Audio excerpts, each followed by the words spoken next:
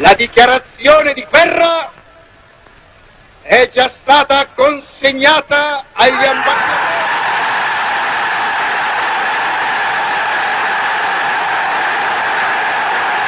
The internment of Japanese and German Canadians during World War II is commonly known.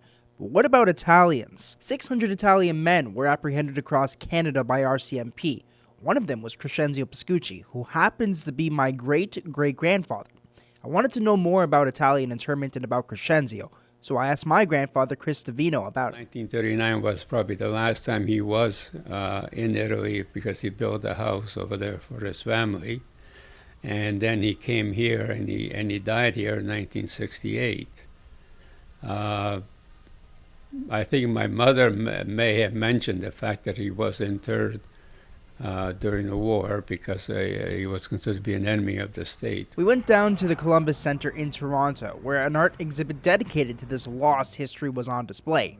There we met Flavio Belli, an art consultant who shared his family's past. My grandfather, whose name was Angelo Belfonte, came to Canada roughly 1894, and with his wife, Clelia Busca, they opened a restaurant in downtown Toronto called Angelo's, and that was his name, of course, and the restaurant existed from 1920 to 1956. In the early 1940s, I believe 1941,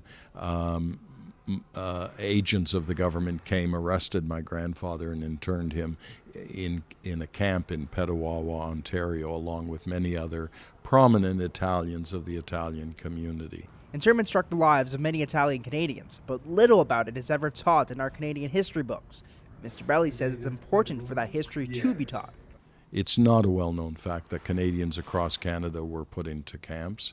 It is well known that the Japanese were, but this story of the Italian internment is now becoming more well-known.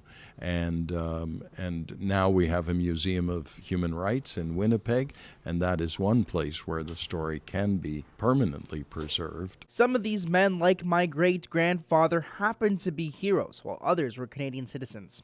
In World War I, he fought for Italy.